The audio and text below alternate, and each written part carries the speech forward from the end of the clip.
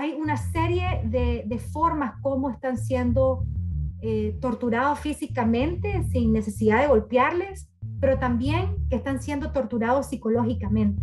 Entonces, para nosotros como familiares es urgente atender estos casos. Hemos estado denunciando. Hoy tenemos que hablar de Nicaragua. Sí, Nicaragua. Porque hoy en ese país totalmente democrático viven unas elecciones orquestadas por un presidente que parece ya no le interesó continuar maquillando la mentira de que es un dictador.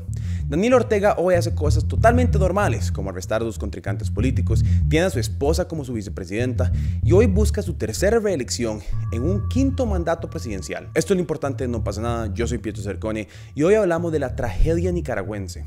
Pero hoy, antes de seguir, es crucial que logremos llevar este video y el mensaje de personas como Berta Valle y la realidad de que se vive en Nicaragua a la mayor cantidad de personas posible. La prensa en el país ha sido completamente amordazada y la cobertura del tema tanto dentro como fuera del país nos consta se ha limitado por intereses y miedo a represalias. Por lo mismo, hoy es más importante que nunca que le den like, que comenten el video, pero que compartan. Envíenlo por WhatsApp, en Instagram, en Facebook, donde sea que lo estén viendo. La democracia muere en silencio. Empecemos. Comencemos con esta elección libre y honesta de Nicaragua. Si están viendo este video es porque he sido incomunicado o capturado. Es el escenario real para que le quede claro a todos, incluida la comunidad internacional. Es la constatación de una tragedia. Esta caricatura resume lo que está pasando en Nicaragua. Es una purga política del régimen Ortega Murillo, deshaciéndose de la oposición. Los familiares de los opositores detenidos en las últimas semanas en Nicaragua dicen no tener información alguna sobre ellos y los arrestos no cesan. Para el 2 de agosto se habían inscrito 7 candidatos presidenciales y vicepresidenciales ante el Consejo Supremo Electoral. Pero resulta que si Daniel Ortega se dedica a secuestrar, arrestar y desaparecer a sus opositores, las elecciones se simplifican de gran manera.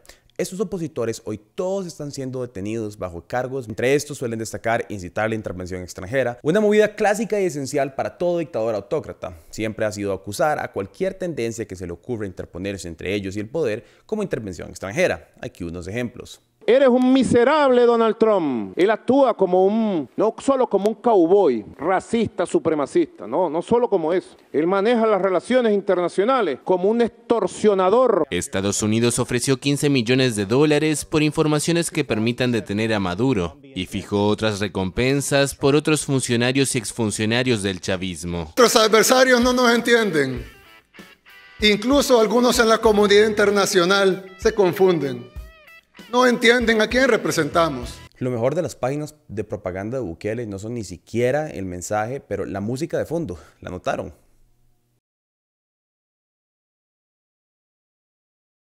Nada dice populismo autocrático como un riff de ochentero de rock clásico.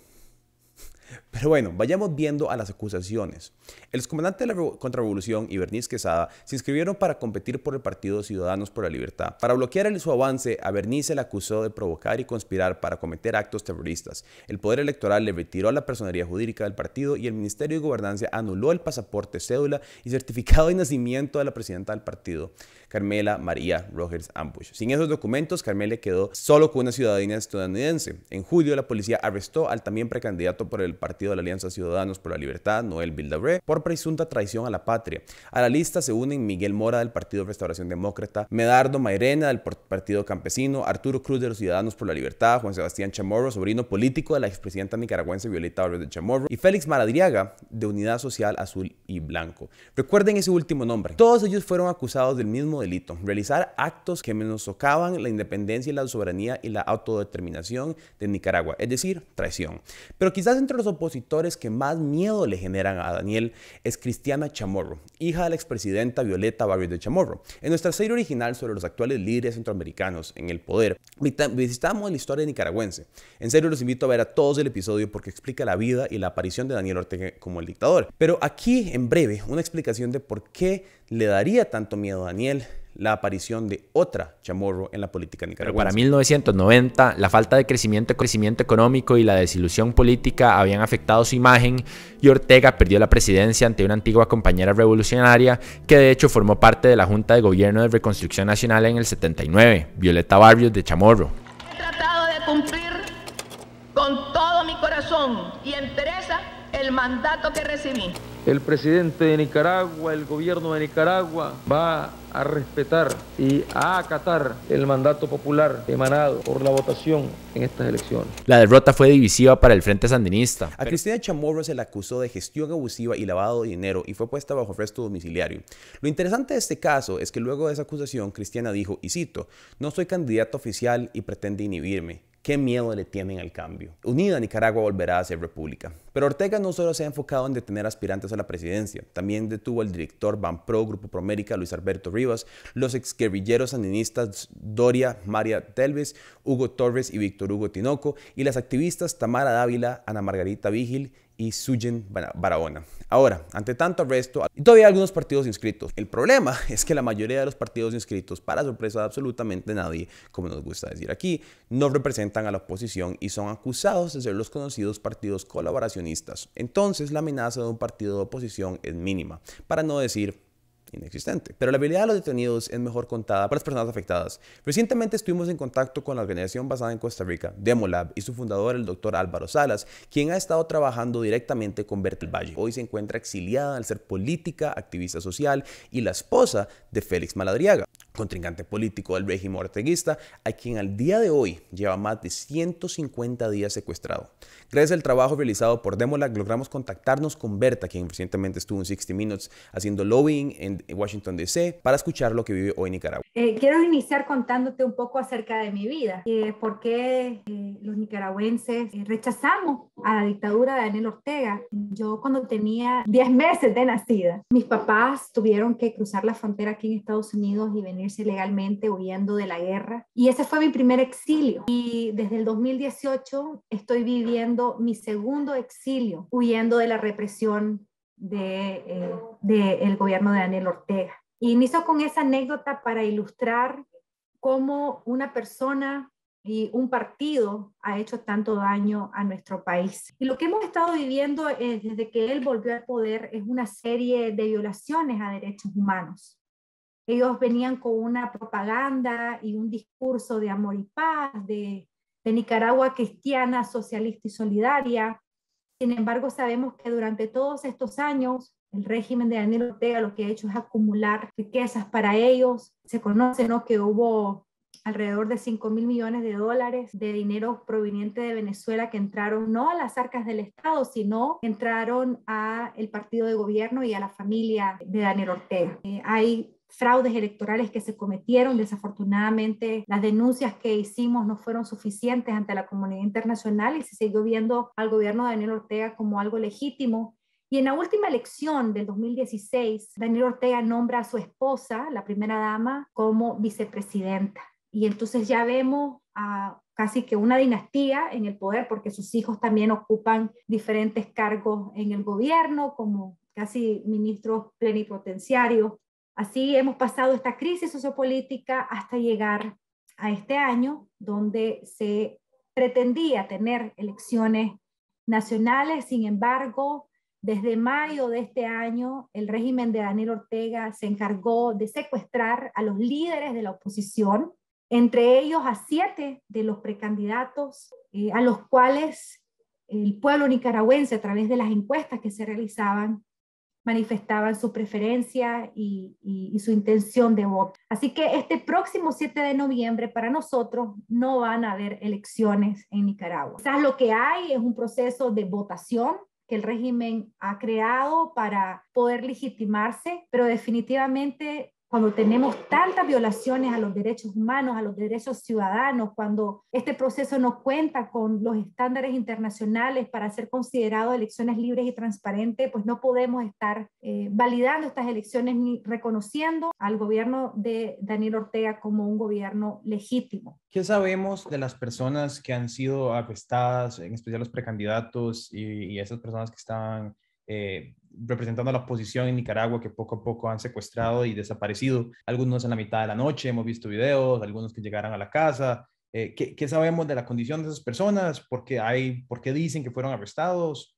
Tal vez un poco de eso. Bueno, como actúa el régimen, ¿verdad? Todo ha sido de manera arbitraria. O sea, todos estos secuestros que han habido de liderazgo lo han hecho sin ningún tipo de orden judicial, violando todos los procedimientos que se establecen en la ley. Casi que la gran mayoría, ¿no? Pasó alrededor de 80 días desaparecidos. Decimos desaparecidos porque, por ejemplo, en el caso particular de mi esposo, Félix Maradiaga, pasamos 84 días sin saber absolutamente nada de él. No sabíamos con exactitud dónde estaba ni cómo estaba. Y hasta los 84 días se les permitió una visita muy breve a su hermana, asimismo al resto de los presos que estaban en el Chipote, que es como conocemos a las celdas de auxilio judicial. Y después de esa primera visita, se les concedió una segunda visita con un poco más de duración. Eso fue el 11 de octubre. Y fue ahí realmente cuando nos pudimos dar cuenta de todo lo que estaban viviendo. Entre esas cosas, por ejemplo, la pérdida excesiva de peso de los presos. Félix, nosotros calculamos que tiene 45 libras menos. Hay otros presos, como el doctor José Palé, por ejemplo, que es una persona bien mayor, que ha perdido 50 libras. Hemos visto, por ejemplo, sometidos a constantes interrogatorios varias veces al día. Las celdas donde están no prestan las condiciones realmente para resguardar su integridad física. No tienen acceso a la luz solar. Es decir, hay una serie de formas como están siendo torturados físicamente sin necesidad de golpearles, pero también que están siendo torturados psicológicamente. Para nosotros como familiares es urgente atender estos casos. Hemos estado denunciando, de hecho, la Corte Interamericana de Justicia, basada precisamente en Costa Rica, dio medidas provisionales y envió claramente un llamado al régimen de Daniel Ortega que liberara a los presos políticos. Sin embargo, hemos visto una respuesta como caso omiso y tememos por sus vidas, porque al final estamos en completa indefensión en Nicaragua. No hay mucho de lo que podamos nosotros hacer allá. Pero entonces, el apoyo de los nicaragüenses no está con Daniel Ortega, y eso es ratificado por la encuesta que mencionó de Sid Gallup. ¿Quiénes apoyan a Ortega y cómo logra mantenerse en el poder?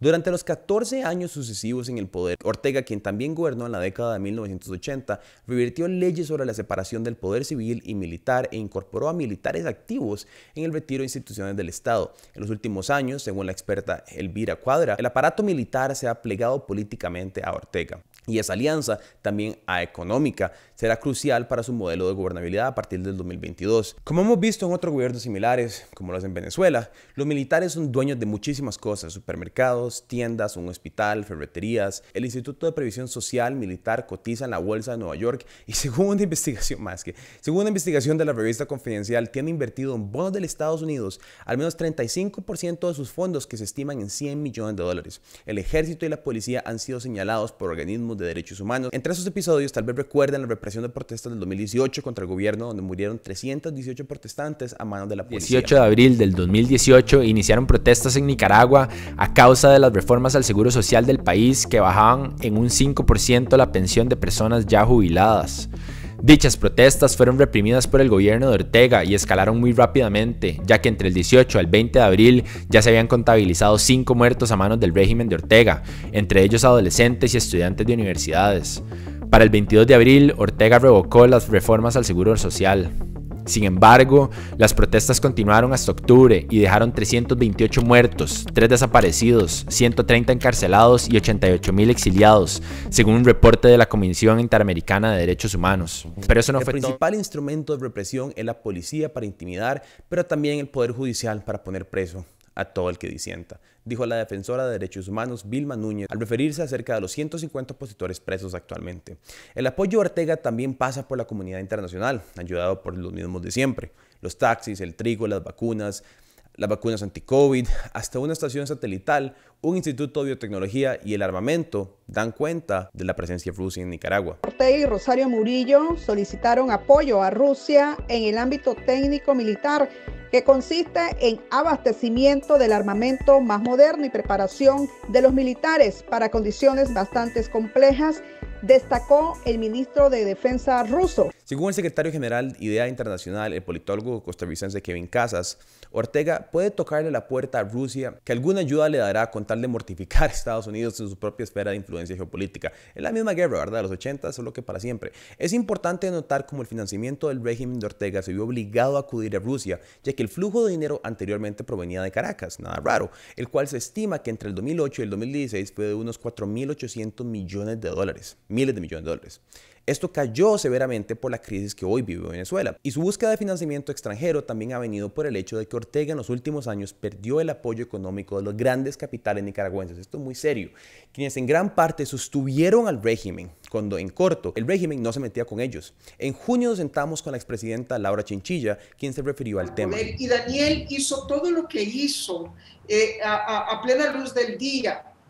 Fue acumulando poder con la complacencia o el silencio cómplice de algunos sectores económicos que decían, mientras nosotros hagamos dinero, no importa lo que él haga. No, esas cosas no se pueden dejar pasar. Y es que esta apertura a dialogar económicamente con el régimen no era un secreto, pero en vez era algo conversado abiertamente. José Adén Aguirre, quien fue el presidente del COSEP, el Consejo Superior de la Empresa Privada, la organización empresarial más importante del país, reconocía esto abiertamente. Los beneficios de la relación con el gobierno en el 2017 dijo, y cito, hoy los temas económicos son consensuados con el sector privado y de alguna manera esto tiene una enorme importancia en el marco legal en el que las empresas operan. Existe un clima de negocios bastante positivo que se está traduciendo en la inversión del sector privado nacional y extranjero, agregó. Hoy, años después, ese quiebre con la empresa privada, quiebre que algunos analistas estiman vino luego de las protestas del 2018 y el repudio de las mismas, Aguirre se encuentra detenido. Gracias a una fuente conciliada por medio de nuestra colaboración de investigación con Demolab, se nos extendió un poco en el tema de esa colaboración que mantuvo la empresa privada con el régimen y cómo fue también gracias a su complacencia, en donde se vieron beneficiados que Nicaragua y Ortega llegaron a donde está hoy. Las noticias donde salen ellos con Daniel Ortega sentados en la mesa hablando de la alianza pública-privada. De hecho, uno de los principales promotores y gestores de estas alianzas público-privadas era Chanito Aguirre, o sea, Dan Aguirre, que ahora es un preso político también. O sea, la gente que estuvo sentada con Daniel, algunos de ellos están ahora presos. Mike Healy, que es el presidente del COSEP, que es el Consejo Superior de la Empresa Privada. Entonces, yo personalmente no tengo esa información, nuevamente te digo, yo no he hecho ese tipo de investigación, no tengo la evidencia, pero ahí están las noticias, ahí están los reportajes y ahí están las fotografías. Tal vez, y aquí quiero ser honesta, yo esto también se lo comentaba, de que ha habido, ciertamente, hemos visto, ¿verdad?, como ciudadanía, hemos visto que la respuesta del gran capital de estas personas que tenían estas alianzas con el gobierno no ha sido la respuesta que el pueblo ha querido. O sea, por ejemplo, en el inicio de la crisis, el pueblo convocó a un paro nacional y la respuesta de ellos fue otra. Entonces sentimos que hay ciertos intereses que se tratan de proteger donde nosotros no podemos influir. Era tanto el beneficio que tenían esos capitales durante una época en la que Nicaragua gozaba de buena salud económica y el empresario, que se hicieron reformas a la ley tributaria que regulaba exoneraciones. El economista Enrique Sáenz, en una entrevista con la BBC, dijo, quedaron exonerados de pagar impuestos cuando entraban al país hasta los yates, los helicópteros y los vinos espumantes. Esto para decir que la democracia nicaragüense no fue únicamente agravada por los abusos del régimen, quienes, claro, sin duda alguna, son los culpables últimamente de la terrible condición que se vive hoy en el país, y quiero dejar eso claro. Pero para dejar claro, además, que el arraigo al poder que tiene Daniel Ortega hoy no solo vino por la fuerza, sino que también vino por diferentes momentos en que se beneficiaron unos cuantos y que dejaron pasar mientras ellos no sufrieran las consecuencias y encima se vieran beneficiados. El experto en política pública y relaciones internacionales y el fundador de Demolab, el doctor Álvaro Salas, en una entrevista sobre el tema dijo, y cito, la situación actual en Nicaragua podera décadas de crear alianzas público-privadas en donde nunca se tuvieron presentes en el epicentro de los intereses del ciudadano. Por lo mismo, es que también hemos visto en el último año a Estados Unidos intentar sancionar Por ejemplo, el pasado 12 de julio se prohibió la entrada a Estados Unidos de 100 miembros de la Asamblea Nacional de Nicaragua, así como a fiscales y jueces nicaragüenses por facilitar los asaltos del régimen a la democracia y los derechos humanos. Las sanciones afectan a 50 familias inmediatas de los funcionarios afiliados al régimen, quienes han contribuido directamente a medidas adoptadas por el soberano de Nicaragua que no cumplen con las condiciones para unas elecciones transparentes, libres y justas. No más viajes a Disney, supongo, Ortega. De hecho, que legisladores estadounidenses aprobaron el miércoles pasado el proyecto de ley Renacer, que estipula nuevas sanciones que buscan aumentar la presión sobre Ortega. La legislación busca exigir sanciones a los responsables de hacer injustas las elecciones del país, al mismo tiempo que solicita al gobierno estadounidense una revisión formal de la participación nicaragüense en el Trato de Libre Comercio con Centroamérica, importantísimo para la economía nicaragüense. La expresidenta de Costa Rica, Laura Chinchilla, también se refirió a las sanciones y cómo pueden o no servir. Si hay un país que puede presionar, es Estados Unidos. Ningún otro va a poder hacerlo para que tengan la magnitud del impacto que se requiere, de manera que Daniel reaccione. Yo siempre he tenido mucho cuidado con los temas de cómo se presiona. Veamos lo que pasó con Venezuela. ¿Qué más presión la que hizo en algún momento Trump imponiendo algunas sanciones económicas? Pero la estrategia diplomática fue tan desastrosa, ¿verdad? Fue tan desastrosa que entonces esas sanciones económicas simplemente no se articularon con una adecuada estrategia que permitiera una reacción de parte del régimen de Maduro. Bueno, podríamos caer en lo mismo con Daniel si solamente nos conformamos con la imposición de sanciones, digamos, financieras o económicas. Pero sí hay que seguir en esa dirección, no nos queda más. Ahora terminemos hablando sobre las elecciones de hoy y sus consecuencias. Hoy Ortega desplegó a 15.000 fuerzas efectivas de su ejército conjunto a la policía en todo el país para brindar seguridad o represión al voto. Videos y fotos nos enseñan la alta presencia y, como digo yo, lo que yo diría represión en los centros de votación. A pesar de que el llamado de los activistas de la oposición como Berta del Valle es de no salir a votar y de hacer un paro democrático en el cual el pueblo no se pronuncie en una elección en la cual no les están dando justamente eso, el derecho a elegir, todos sabemos que Daniel Ortega saldrá ratificado como el presidente y dictador de Nicaragua, y su dictadura pseudo-presidencial, al mando de él y su esposa como vicepresidenta, se extenderá otros 5 años. Nuestra expectativa de la respuesta del pueblo nicaragüense es que no participen y que no participarán de esta farsa electoral. Ahora, yo esperaría que todos entendamos, después de estar viviendo una pandemia ocasionada por un virus desarrollado en Wuhan, China, que los efectos de un país no se quedan en solo un país. Hoy ya Nicaragua vive una crisis, pero la situación indudablemente se puede agravar de nuevo. Tenemos a doña Laura Chinchilla realizando un análisis en el tema. Esto es importante. El tema de Nicaragua, particularmente, es un tema de muy vieja data. Sabemos que Ortega viene fraguando, digamos, el control total sobre Nicaragua desde el año 2006, que fue cuando ganó las primeras elecciones. Ya desde el 2008 se habló de fraudes en las elecciones municipales. Pero han pasado desde entonces 3 administraciones en los Estados Unidos que de alguna manera seguían concentrados en el Triángulo Norte, en la migración, perdiendo de vista el resto. ¿Qué va a pasar con Nicaragua si la situación se agrava? Que en los próximos 6 meses podrían salir 100.000 nicaragüenses de Nicaragua por razones de la crisis política.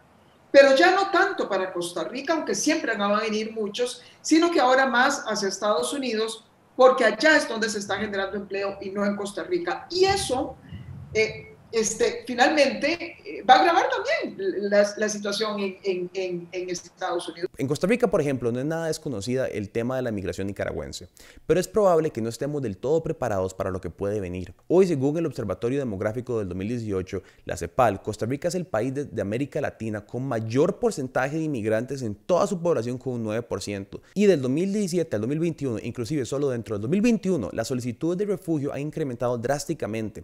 El alto comisionado de ACNUR, Filippo Grandi, reconoció este año que esta no es una crisis de alto perfil como la de los refugiados venezolanos, como la situación en el norte de Centroamérica. Esta es una crisis que a veces ha sido olvidada por el mundo. Costa Rica es un anfitrión generoso, pero necesita ayuda.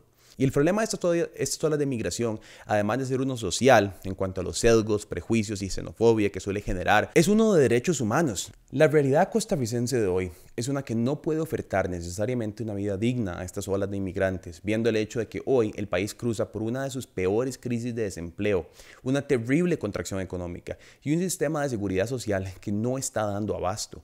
La triste realidad, las mejores vidas que estas personas lleguen a buscar, lo más probable es que no las logren encontrar y terminen viviendo en condiciones deplorables como cuarterías hacinadas a lo largo del país, relegados a trabajo ilegal.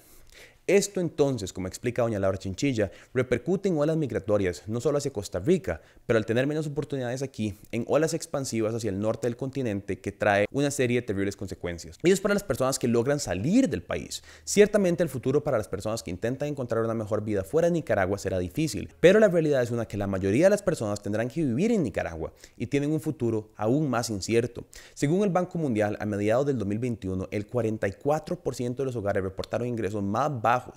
La inseguridad alimenticia también imperó, y ya que el 26% de los hogares informaron haber quedado sin alimentos durante el último mes previo a la entrevista. El Banco Mundial define a Nicaragua como uno de los países menos desarrollados de América Latina, donde el acceso a los servicios básicos es un desafío diario. Pero eso es todo lo que sabemos de Nicaragua hoy. Como les dije, hoy mismo veremos a Daniel Ortega pronunciarse en la continuidad de su dictadura y en los próximos meses y años sabremos las consecuencias de esto. Es difícil pensar que algo bueno pueda venir de una dictadura autoritaria, pero en lo personal, lo único que puedo hacer es desear que así sea, por las vidas de tantas personas que dependen de lo mismo. Muchas gracias por ver. Recuerden que hoy es tremendamente importante compartir, comentar y likear este video. Y que recuerden que estos videos son solo posibles gracias a patreon.com/nopasanadaoficial. Que es gracias a esto que podemos realizar investigaciones y continuar siendo independientes. También queremos agradecer a Demolab por facilitar la investigación y la entrevista con Berta del Valle, la colaboración del Dr. Álvaro Salas y la expresidenta Laura Chinchilla, quien nos realizó el análisis geopolítico más temprano este año. De nuevo, muchísimas gracias y esperamos verlo la próxima semana. Último tema que es importante. Algunos otros gobernantes o líderes políticos, ya no solamente de Centroamérica, sino de toda América Latina, van a estar observando muy de cerca si Daniel se sale con las suyas. Y si Daniel se sale con las suyas, eso va a tener un peso muy delicado sobre la autoridad moral de la administración Biden para defender la democracia y los derechos humanos en